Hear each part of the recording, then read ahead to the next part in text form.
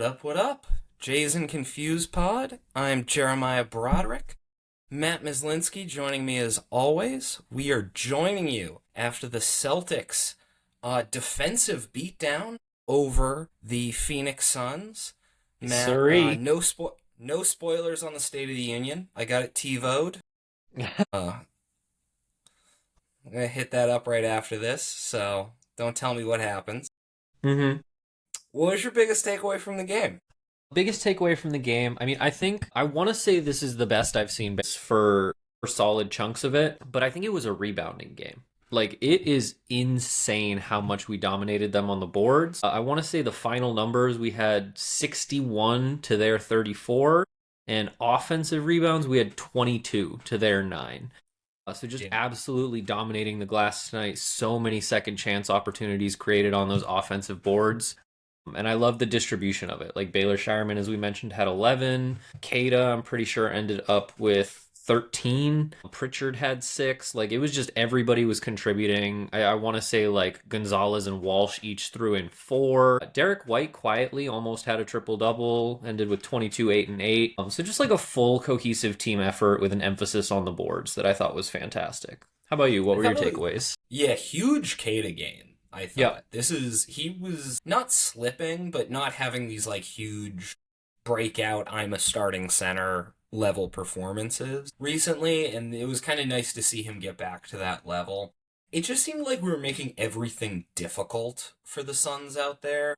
Like even dribbling up the court, passing, like anything they wanted to do was just going to take that little bit extra effort to, move the ball from side to side. It had this week was against the Los Angeles Lakers. I felt like these two games together have been the best defensive run I've seen from this team all season. We just seem to come out with a energy level and a consistency that I didn't see earlier in the season. Early in the season, you would get these kind of one-off defensive performances from Jordan Walsh, or Ugo would be feeling it on a certain night. But the last few games, it seems like everybody's locked in and we're able to just, pull one guy out and put one guy in without really having any sort of fall off in terms of defense. Yeah, and I mean, I think that's been a theme on this West Coast road trip, which I want to say it's the last 8 or 9 games we've pulled away with, in those games, by far the best defense in the league. So, like, even going into the All-Star break and the energy that we've come out with after the break, it's just been really impressive to see. Like, it does feel, like you said, like everybody is kind of locked in. I think the team defense is at its highest level in terms of communication, in terms of but also the individuals that have stepped up. I thought Baylor Shireman played great defense tonight. Ron Harper Jr., who I'm already like, can we get him on a 4-year contract or what? Had my favorite play of this game. Phoenix started a fast break, and Shireman stayed with the ball handler, stayed in front of him, and then Ron Harper came from behind and spiked that shit into the backboard so hard that it basically bounced to like half court before we picked it They up. high-fived afterwards. Yeah, so like just everybody is feeling like competitive, everybody is getting after the ball. And so it's just the defense is really gelling right now, and I think that's creating some offensive opportunities for us, and we're getting out in transition a little bit more, setting ourselves up in position to get more of those offensive boards, but Can I give you my tinfoil hat theory okay. on the defense? Yep. Because last two games, they had a couple days off. And we've had this happen in previous seasons where I remember there was one year where they had a plane ride from the East Coast to the West Coast, and they were all saying, like, after we talked on that plane ride and we're going to be great. There was famously the season where Jaylen Brown tweeted out the energy is about to shift. There's kind of these moments as a team where kind of lock into an energy together. And when we went out to the West Coast, there was one, possibly two practices held in the off days between games. I think Jason Tatum's coming back. They were the first practices Jason Tatum was part of, and I don't know, it seems like good vibes came out of those practices. And I Yeah, I think mean, if you're on the team and you find out that you have an MVP level guy about to rejoin the team, that could give you some energy. Yeah, I mean, I noticed Joe was asked in a press conference about it. Did Jalen participate in practice? And Joe Mazzulla was like, he was at the practice, yeah. And they were like, did he participate? And Joe was dead ass silent and just moved on.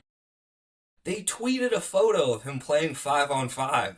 Yeah, yeah. So I am very optimistic. We haven't heard, I think very intentionally, haven't heard any updates or anything like that. I know there was a little bit of speculation when the NBA flexed a game against the Sixers in March the start of 1st, March to put it on national one TV. week.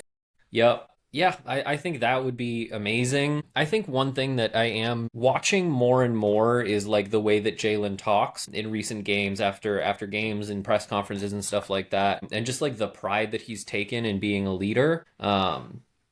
And I think like really building these young guys up, I think it feels like, especially in the past few weeks, it seems like he's put more of his emphasis on that. I mean, it also it just helps that we're just gelling right now. I don't know if maybe we got some word out of those practices and the players are really feeling it and they're excited, or if it's just right now, I think the Celtics are one of the better teams in basketball. Like, again, we played the Suns with no Devin Booker tonight, no Dylan Brooks, but we were playing without Jalen Brown, and it was bell to ass for most of that game. Dang. And that's with shooting 28% from three. Yeah, we had a pretty bad offensive night, honestly. We ended up scoring less than 100 points. Typically, that kind of shooting performance would just take us out of a game, despite whatever our defense was doing. But we were able to really overcome that with just straight defensive effort. Yeah, Can we just kind of delight in some things around the Lakers game for a sec? Because we didn't record right after absolutely. that. But Yeah, that was a fun one. yeah. It was Pat Riley's statue night. So Pat Riley was there, Kareem was there, Magic was there. Pretty much every Lakers great was sitting courtside and just had to watch that beatdown, Yeah. which was great. I know Pat Riley started off the game by saying the time has come to kick some Celtics ass, which just set up a How'd wonderful that game. work out for you, Pat? Now, I took a look at the MVP odds after this game. Luka is still significantly ahead of Jaylen Brown Mm-hmm. in terms of odds to win MVP. I think if any voter is going to vote Luka over Jalen, they should have to watch that full game first. Yes, absolutely.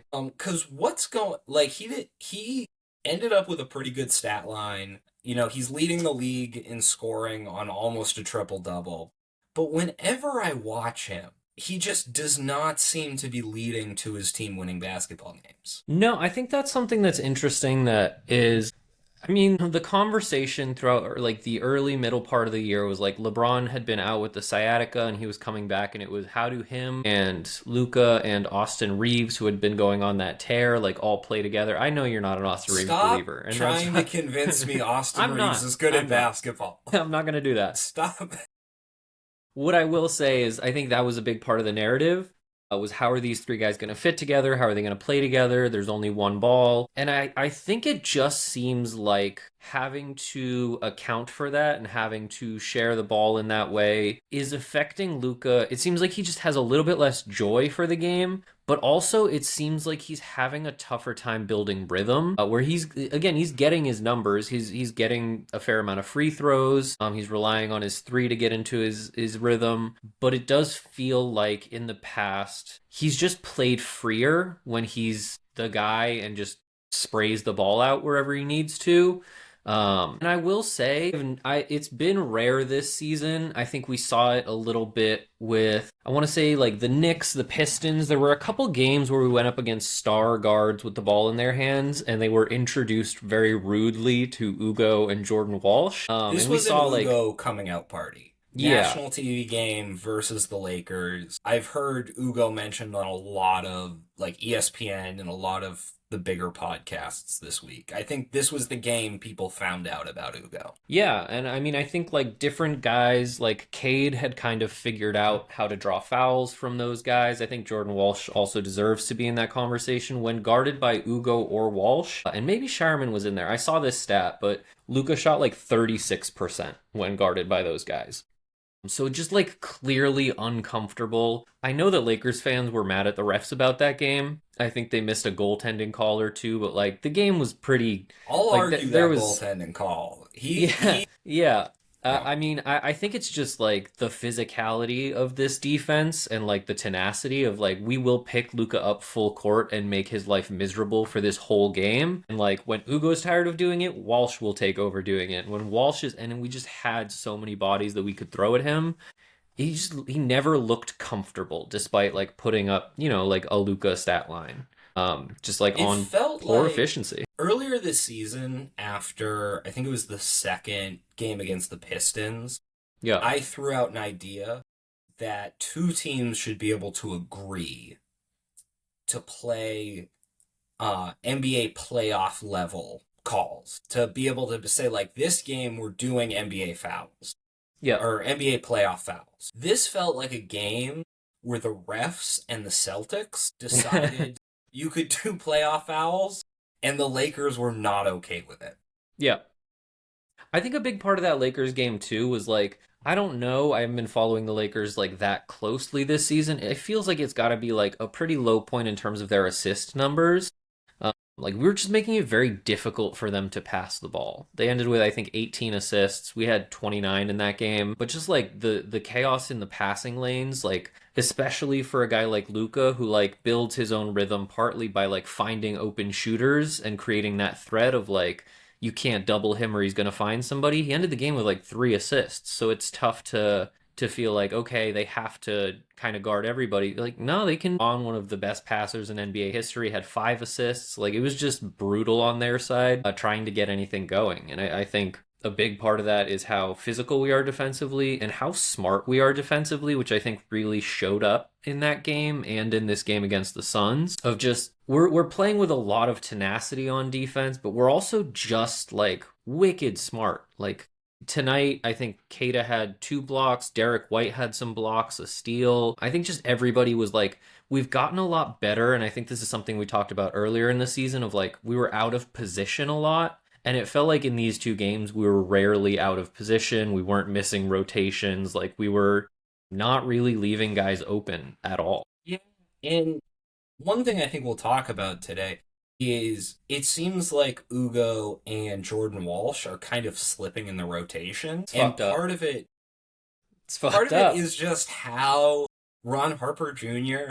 and Baylor Shireman are never in the wrong place. Like they have really, I guess, outcompeted those guys. They're more reliable shooters and they do not make mistakes on defense, which is super impressive for, a rookie and a second year guy to be able to just walk into some of these like playoff intensity games and not make a mistake, not foul, not turn the ball over, be impactful rebounders. Yeah. Yeah, it's still fucked up. I will not. So here's the problem with this Celtics team, and I'll get into this later in the show. I have a segment for you, but like Okay. we're too good at too many places. And I think it's really tough because I think like I what they showed me earlier in the season, I think Ugo and Jordan Walsh have to be like guys for us in the next 5, 10 years. Like they're so good at such a young age, like first year, second year guys. Jordan Walsh, is he a second year guy or is this his third year, but he didn't really play? I think it I might think be his, second. Or yeah, I don't know.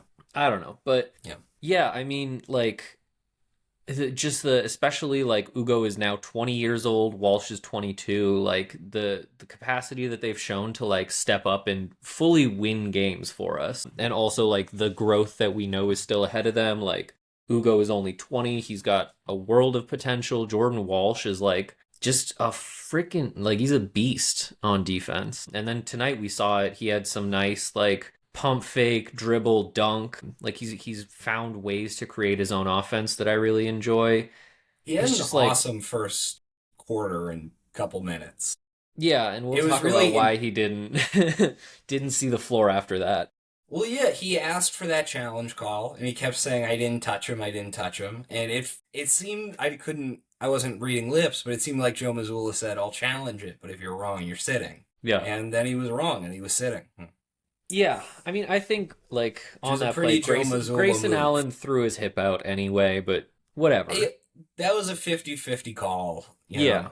But no, I mean, Shireman has been great and Ron Harper has been great. And I like both of those guys. Ron Harper has quickly become like, again, like the minute he is eligible, I want him signed to a multi-year contract like we did with Amari Williams, preferably longer, because I actually, weirdly, I think like Ron Harper addresses a bigger like area of need for us, just with his ability to handle I the thought we had ball. too many guys. We do have too many guys. Here's the thing, we don't really need anything. What we need is like 12 more minutes in an NBA game so that all of these guys get to play. I think what's been frustrating for me with that is, Baylor Shireman played 29 minutes against the Lakers. He played 32 minutes tonight. At the end of this game, I was like, Baylor Shireman looks gassed. I noticed like there was one possession with maybe like 5 minutes left where he was like walking back up the floor. He was like clearly tired. Then he just like drifted over to a corner and hit an open three on a fast break. And I was like, all right, well, maybe I'm wrong. But it felt like there are minutes there. Again, Ron Harper got his first NBA start a couple weeks ago and played 30 minutes tonight. And I'm like, Ugo got in garbage time a little bit, but like going into that fourth quarter, it was 17 minutes combined for Jordan Walsh and Ugo Gonzalez. And outside of like asking Joe Mazzulla to challenge that call, it didn't feel like they were out there making mistakes. Again, each of them got 4 rebounds. They both scored a couple of points. It's tough because I want these guys to get more playing time so that they can continue to develop because I think they will be a part of the rotation going forward next year, the year after, all of that. Especially coming off of that Lakers game where Ugo I Yeah. think he only ended up with like 4 points, but his defense on Luca was just phenomenal. I think one of my favorite plays was there was one time where they inbounded the ball to Luca after a make and nobody picked him up full court and Joe just like lost it on the sidelines. That there's some teams you can tell, they'll have a guy like Alvarado on the Knicks who picks up full court or TJ McConnell on the Pacers, where there's like guys who that's what they do is they pick up full court. But it's a little bit rare to have a team where the coach says we pick up full court here. The Yeah. Pacers last year were an example of it, but we really don't see that as often, especially in the regular season, where it's every time down, we're going to make it hard for them to cross the half court line.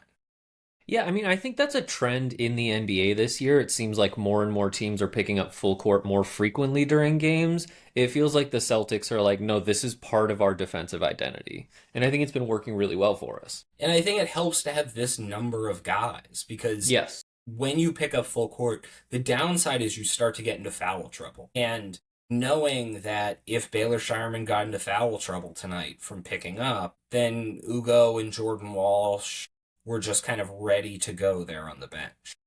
Yeah. I mean, I think we're approaching a point, and again, part of my frustration was like Jaylen Brown was out tonight, and we have a back-to-back tomorrow. By the third quarter, and the Suns came a little bit closer to a comeback, but they were down 20 plus in that third quarter.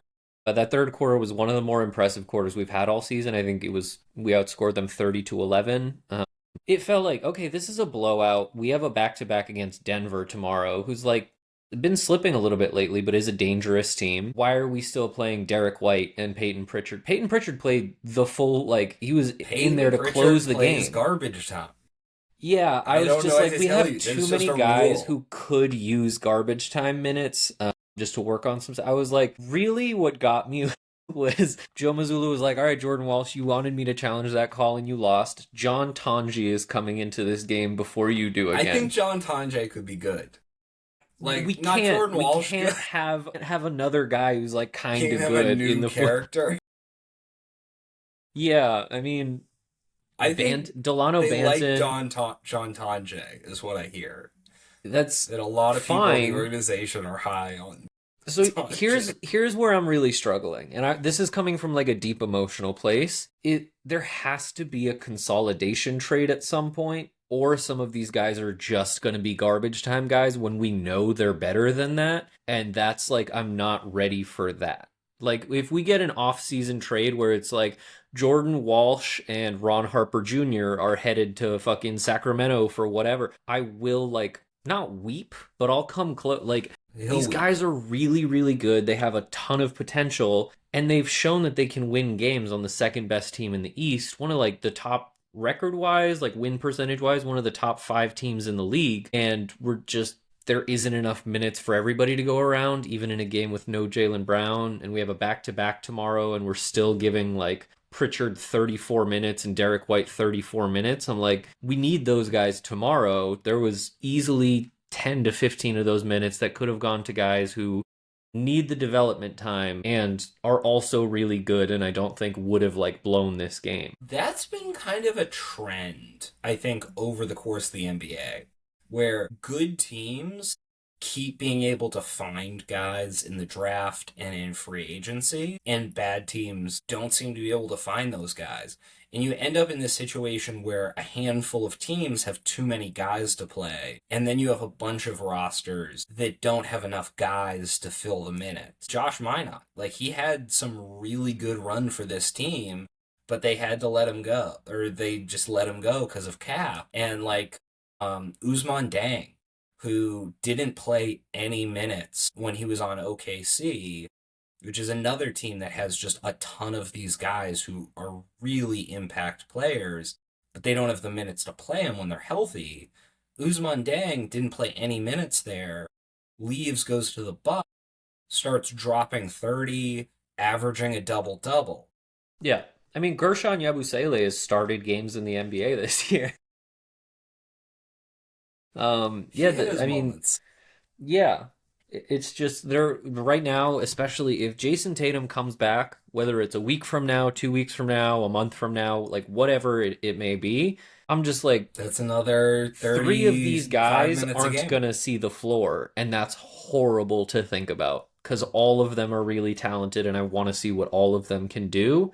I And think again, next year's like, training camp is going to be really interesting to watch. No matter who kind of wins the race for the limited playoff minutes, yeah, I think next year a lot of these guys are going to come back and it's going to be like a training camp battle to see who kind of the eighth, ninth, 10th guys on this team are. yeah. And I mean, I think there are certain guys like who have a clear path to getting more minutes. John Tonje. Go I'm sorry, go on, say what you're going to say. I think like Jordan Walsh just needs to like Jordan Walsh and Hugo Gonzalez really like they need to hit the gym and shoot 500 threes a day all off season and watch film of their defense and just like learn how to minimize defensive mistakes and foul trouble. Like that's a really easy path for them to get more minutes.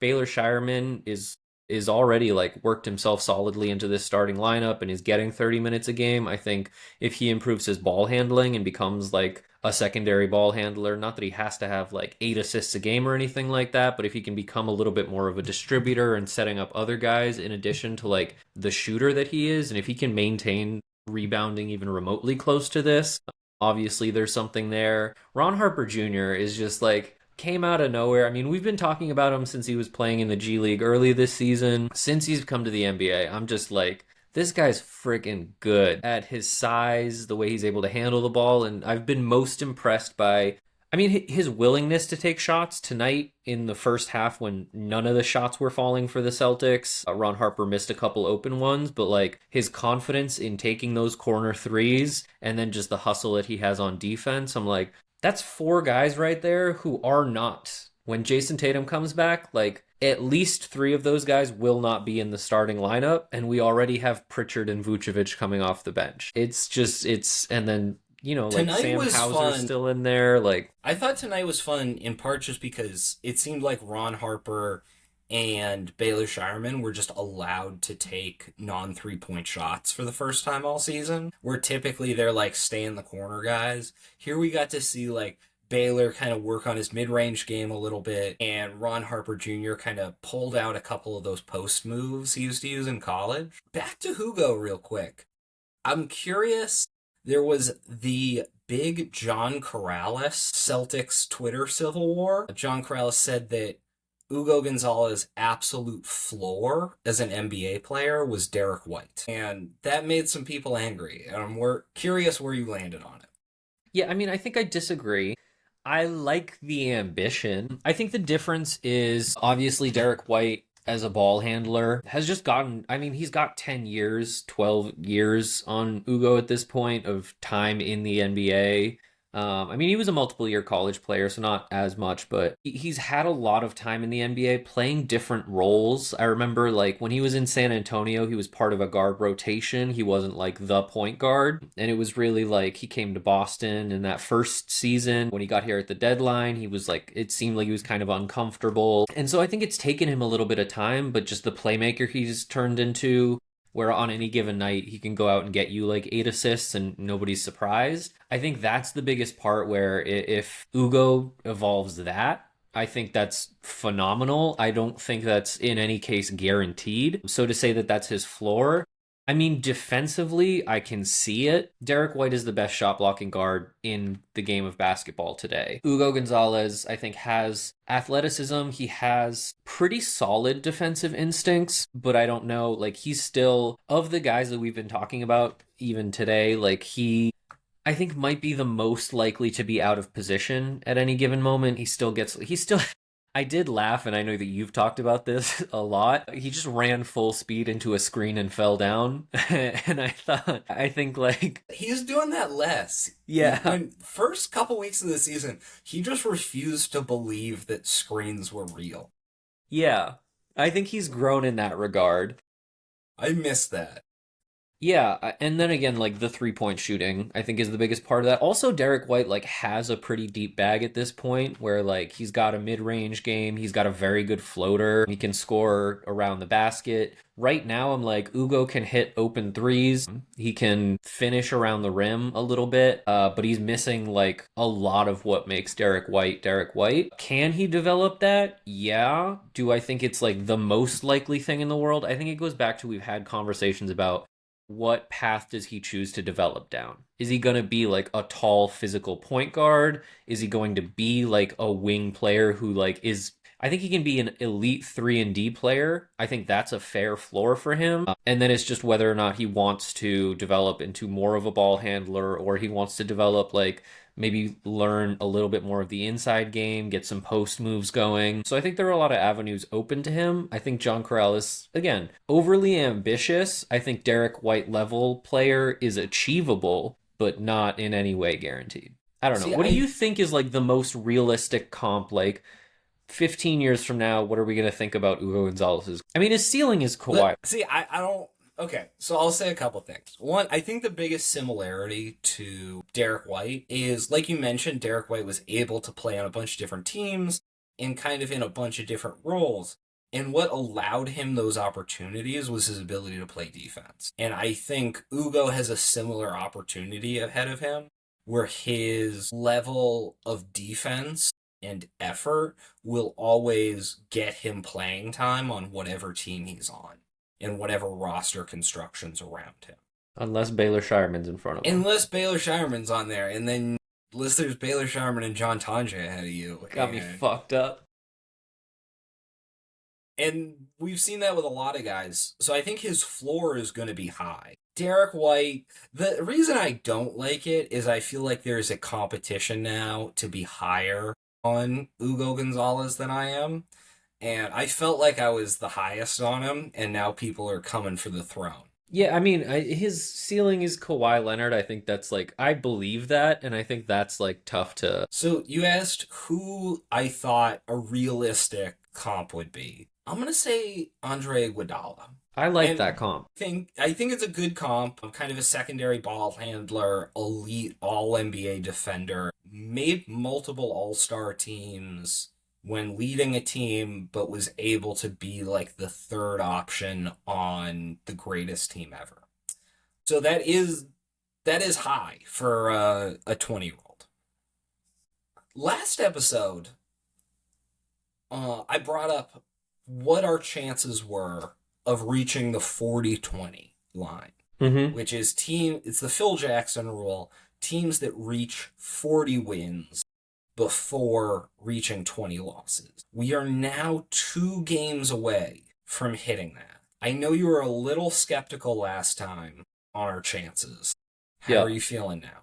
I mean, I was never skeptical about the Lakers game. I thought would be more of a challenge than it was. The Suns, I was never worried about. Tomorrow is really the game where I was like, second night of a back to back playing at altitude against Denver. Nikola Jokic has looked a little off since he came back from the He's injury. got the wrist injuries playing through. Jamal Yeah, Murray is day to day with a hamstring. Aaron Gordon's out. PJ Washington's out. Julian Strother's out. So they are missing some guys. I think that one, it's going to be interesting to see if Jalen plays. Like if yes. he's really hurt or if this was kind of an injury management where he's going to play the second half.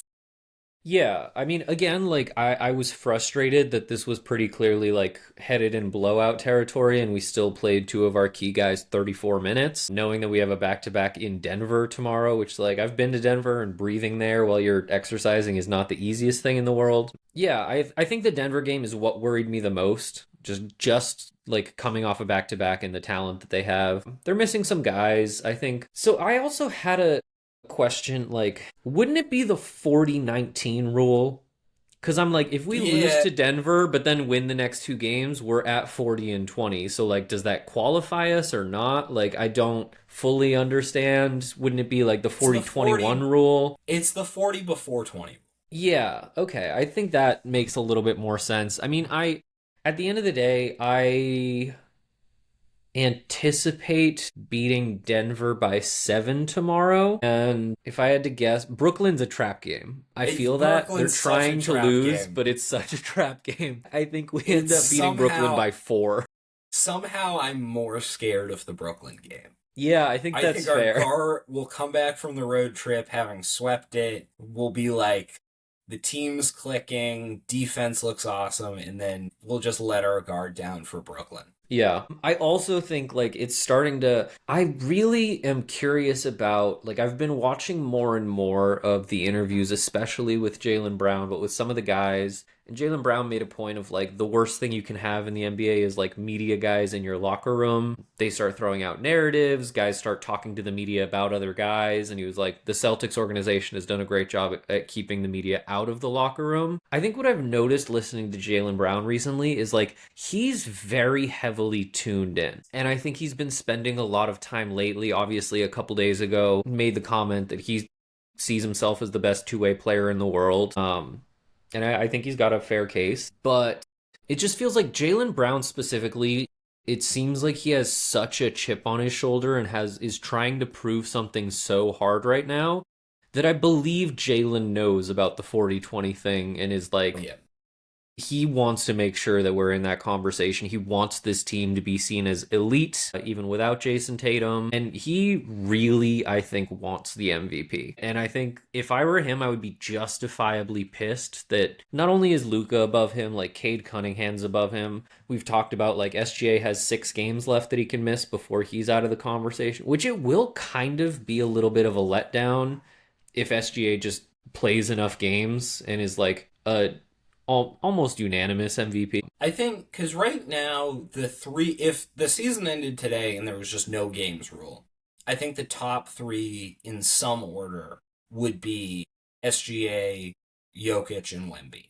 Like, those are the guys that are just putting up video game numbers right now and having, like, what we kind of think of as MVP seasons from at least the last few years. Wemby can't miss another game. Jokic can't miss another game. SGA can't miss 6 games, but he's out with the abdominal right now. The most likely outcome to me is that one of those three guys somehow plays out the season and wins. And it's kind of like a last man standing who can limp through 5 minutes in the last game of the year just to Yeah, and qualify. I think that in itself is justification for getting rid of this rule. It is like cheapening the MVP race, and that's not fair. Or if like Jokic hurts his wrist more and is not available for the playoffs. Like it is a weird Yeah. situation we find ourselves in with that. If all three of those guys miss it, I think it's going to be a super interesting debate. Yeah, I don't remember exactly how many games Luca has left where he can miss. I know that like if Cade Cunningham like twists an ankle and is out for 3 weeks, he's got 11 that he can miss, which is a lot. So I don't That is anticipate a lot. anything happening there. Luca is at 44 games played for the season. And then Ant and maybe Donovan Mitchell would be the other guys in that conversation. I think it would Cade has a really good argument, I think. Best record in the league right now. The amount of assists he's getting Yep, and kind of just him being the overall engine for his team and making other guys better is big. I think just Jalen being more efficient than him and probably being a slightly better or like one notch defender. better defender would be his argument, but I think that's a real argument that would come down to the last week or two of the season. Yeah, I mean, it looks like Luca can miss like 5 or 6 more games. I think he has. This is what's frustrating about the MVP is like, is it counting numbers? Is it impact? Is it what? Cade, obviously, what the Pistons have done this season is unbelievably impressive. It's just like, yeah, it's also, I don't know, like, look at what Cade is working with. I mean, you've got another all-star in Jalen Duren. You've got like Tobias Harris, who has been an all-star, has been on a lot of really good teams. He's just got a little bit, it feels like, and then relative to expectation. I think it would be a really fun debate. I mean, we're also not that far behind Detroit anymore. We're like 4.5 games, which is like a That's a decent sized decent hurdle to amount, yeah. cover in the, but if we can cut that to we finish the season 2 games behind them with where expectations were to start the year of Boston's taking a gap year. We'll see him in the lottery. I don't know. I think This it's has really been fair. something that's frustrating. The past few years on the Celtics team and awards has kind of been the credit sharing that goes on, where in past years it's like, well, Tatum's not going to win the MVP because he's got Brown, and Brown's not going to be on an All NBA team because he's got Tatum, and we're not going to win Coach of the Year because we have both those guys. Like, eventually, you can be talented enough that like nobody wins awards, and it is annoying to see that argument again with the Celtics team, where it's like, well, Jalen has, Derek White and Peyton Pritchard, but Derek White's not going to make an all star team because he's got Jalen Brown. And Coach and Missoula might not win Coach of the Year because Jalen Brown's carrying the team and being such a leader. Um, Yeah, I think that this is gonna sound very like Homerish as a take, but I'm sick of the world at large and the national media who votes on these things. There's always an excuse not to give awards to Celtics players, and it's kind of bullshit. Brad Stevens never won a Coach of the Year award, and that was insane. He overperformed expectations every single year, made it to so many conference finals with teams that were not considered like that talented or like had superstar power. And there was just always something, and most of the guys who won coach of the year instead of him were almost immediately fired anyway. So it's just frustrating. It feels like there is no reward in terms of, and I mean, the reward is we make it to conference finals, we won a championship, we've been to another finals, but there is no like credit given by the people who vote on awards for just being a super competent, well-run organization with really talented players who know how to play basketball. And Coach of the that's kind of Year fucked up. Coach of the Year has never been, I think, a good award the way they vote on it because Yeah. they always vote for the guy where they don't understand why the team's doing so well. And typically, if you don't understand why a team's doing really well, it's because, they're hitting above they're getting lucky on threes because they have not had a lot of injuries that year other teams have. They've cut breaks in the schedule. So a lot of times a team will overachieve, win coach of the year, and then the guy gets fired. It's like it's become a curse at this point of The just funniest one was Dwayne Casey winning it over Brad Stevens and then getting fired that same, like, a couple minutes after the season ended. yeah, they clearly didn't agree. Yeah. Anything else on these two games? This was a fun grouping.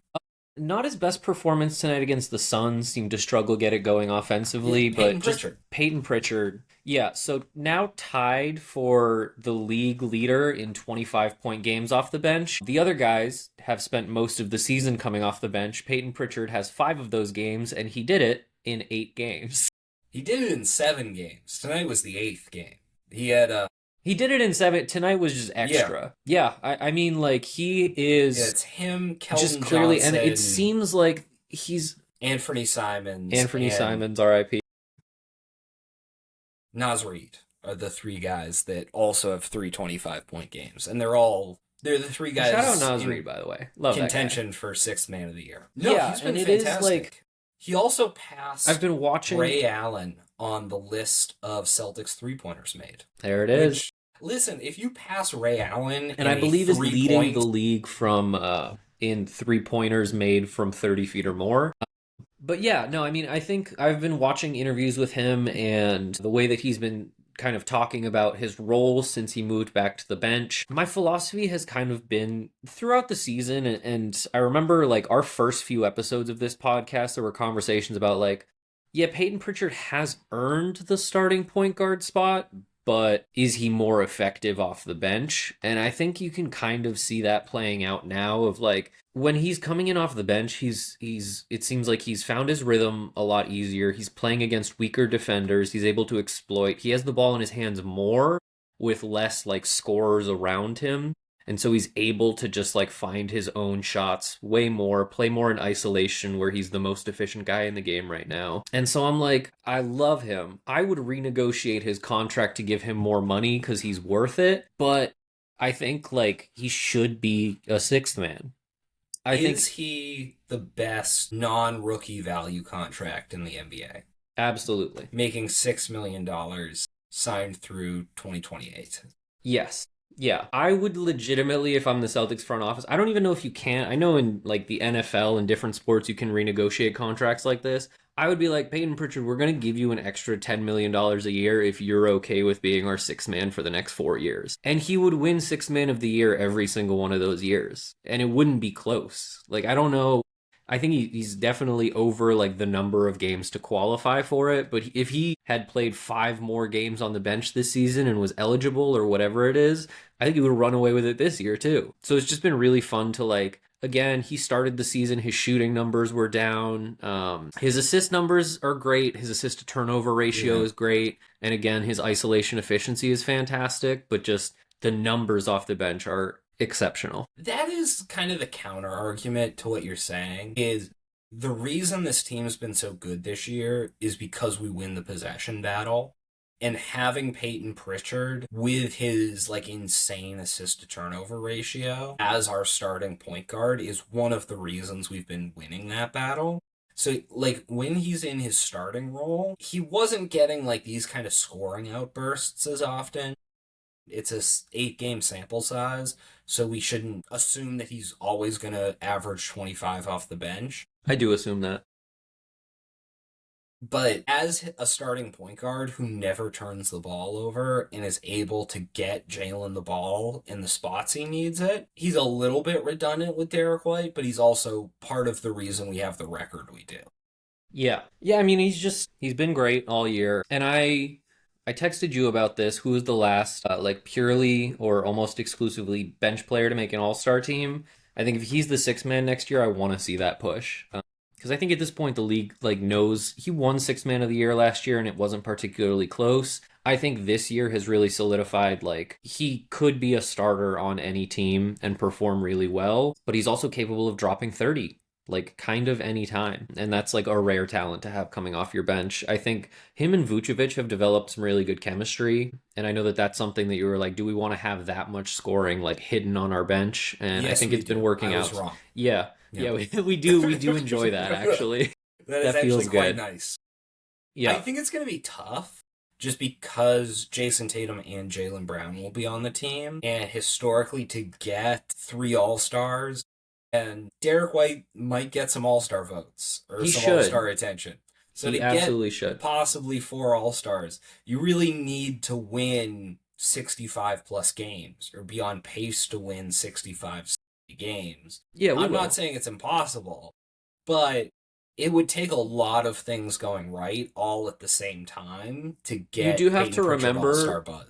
we have 13 talented players on this team. So no matter what happens next year, I'm aiming for 65 wins. I don't know if you have anything else. I have a segment before we wrap it up. Yeah, let's do the segment. So I'm going to give you 5 narratives.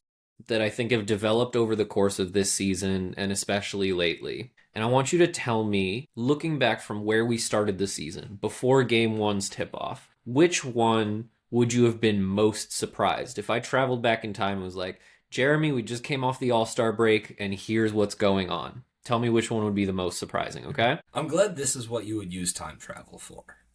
That's what else?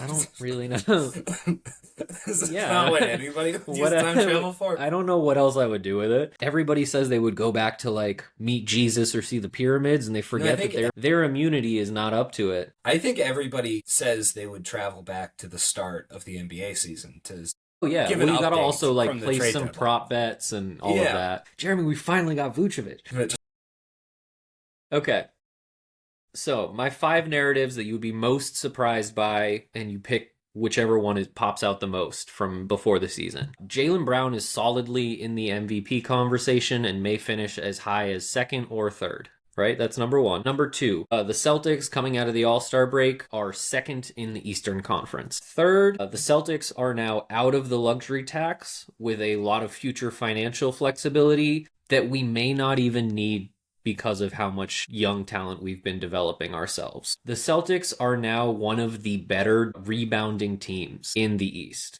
Sorry, in the league. With the front court that we started this season with, which has not really changed in terms of Keita is our starter, we still have Luka Garza, one of the best rebounding teams in the league, especially on the offensive boards. And then fifth, I think we have one of the best benches, if not the best bench depth in the league. Again, we have 13 guys. I trust 13 of them, basically. Yeah. and Out of where we started this season, I think we have one of the best benches. this is if you told me each of these individually, which one would surprise me the most? It would be being the 2 seed. I think I had us as a 5th or 6th seed coming into the season, and part of it was just the teams I overestimated. I thought the Magic were going to be really good this year. I thought the Cavs were going to be good. I was a little bit higher on the East than consensus, and I didn't think the Celtics were going to be this good. Like, not a lot of people didn't. So I think that one would be the most surprising to me. If you read them off like a list to me before the season, the one I would be most surprised by was us ducking the luxury tax. Because if you had told me before the season that this team isn't in the luxury tax at all by the trade deadline, I would say, like, that kind of stinks that we decided to tank this year. Because I would assume it meant we traded off guys to get picks, get worse, drop below the salary cap, get a good pick, and come back next year. But to be able to be the second team in the East and be below the salary cap is, as a combo, is by far the most surprising. Yeah. No, I think that's fair. Yeah. I think for me, like, those are both impressive. Again, I agree with you. I thought the East would be better. And the Cavs are making a solid push right now. I think they just beat the Knicks tonight. Now are tied with the Knicks. I think the Knicks still have the series tiebreaker between them. But I think they're like a game and a half behind us or something like that. For The me, Magic, it's like, Hawks. Like, there was a lot of teams that we thought would be at least in the mix that have not been really Yeah. competitive. speaking of, Milwaukee's kind of making a push right now.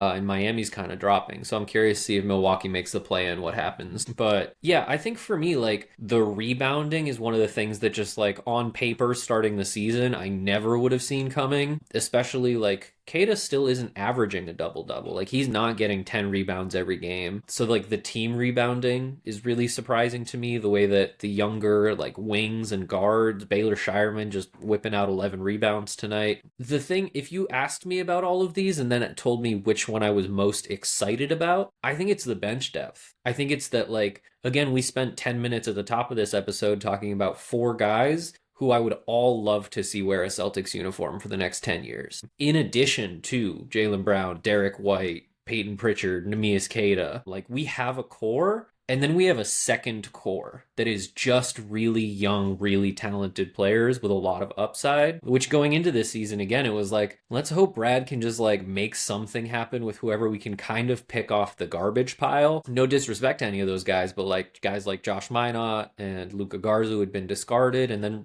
like, rookies, young guys, the sophomores like Shireman and Walsh, and just what they've been able to turn into in terms of, like, forces of nature who help us win games when realistically, like, we had no reason to expect that these guys would be that good this early.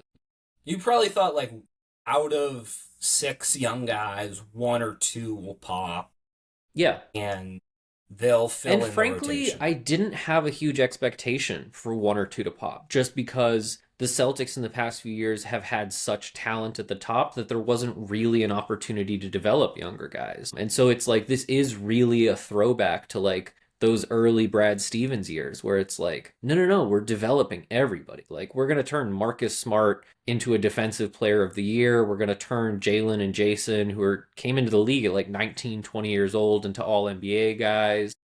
Well, those are all top 10 picks. Like that's two third picks and a sixth pick. That's fair. Like Yeah, that's I'll a give little you that. different. Yeah, I think that's even more impressive. Like, it's been so long since we developed guys at the bottom of the draft. There were a lot of years where they were helpful pieces.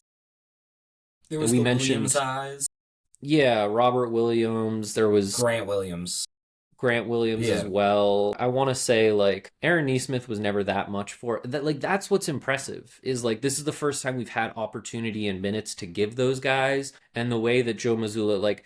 I think that as much as our record, as much as anything else, like Joe Mazzulla should get Coach of the Year for finding 4 young guys and just being like, we have minutes for you. 4 of you have earned at least a couple games starting.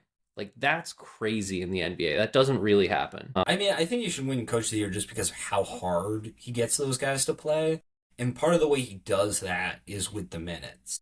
Like we saw tonight, if you ask for a challenge and it's not right, I got 8 guys who can replace you, and that's kind of his Fucked up. attitude. And listen, I might say that's fucked up too if I wasn't seeing the results and how hard, Ron Harper Jr. plays when he checks.